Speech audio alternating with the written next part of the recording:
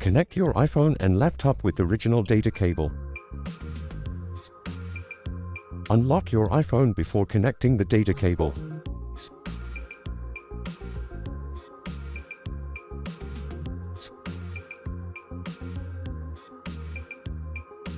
You need to select Trust to connect your iPhone to the laptop. Enter your iPhone password again.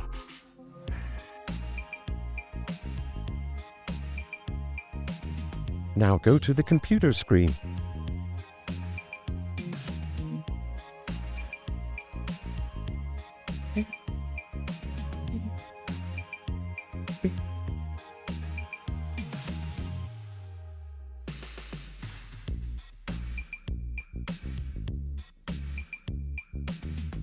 Now you can transfer any type of file through data cable.